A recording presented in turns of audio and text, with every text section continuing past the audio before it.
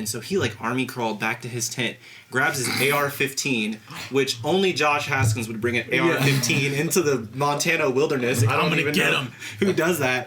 And then again, we're not abiding by any laws for sure, because we were like professing Christians, but not really. Right. And so he just starts blasting off rounds, and sure enough, kills a deer.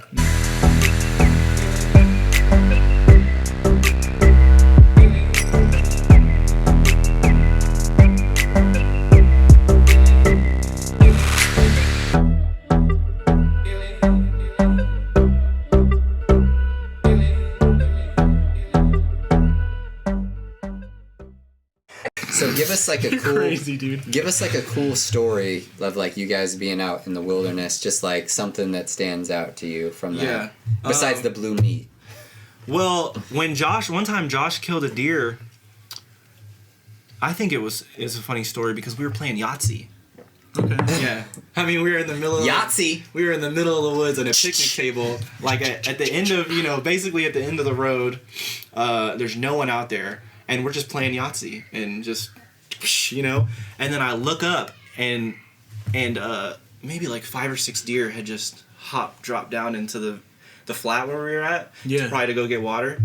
And I just was like, stop, bro, stop. And so he like army crawled back to his tent, grabs his AR-15, which only Josh Haskins would bring an AR-15 into the Montana wilderness. I don't even know who does that. And then again, we're not abiding by any laws for sure, because we were like professing Christians, but not really. Right. And so he just starts blasting off rounds, and sure enough, kills a deer. Nice. Yes.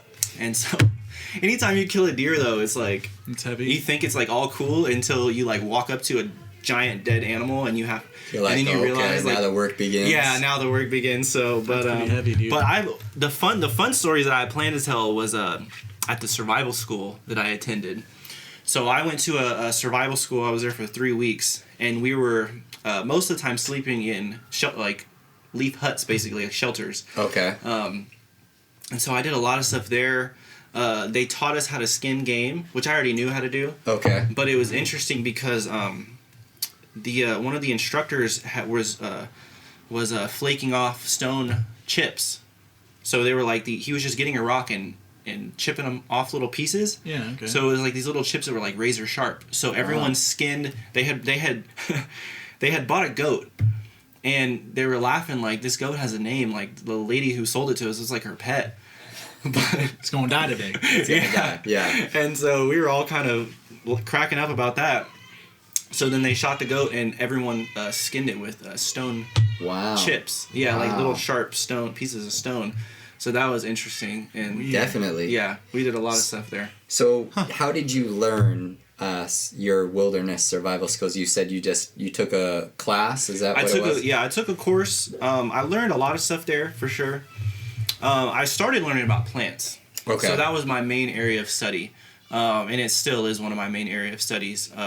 So for that, I found a couple good websites, YouTube videos, eattheweeds.com, and I just started buying a lot of books. Okay. And so the first book I bought was for the Rocky Mountains before I went to Montana. Okay. And then I just started slowly but surely eating plants. I think I had studied for quite a few months before I ever tried anything. Right. And then I just like now I have like 40 books on plants.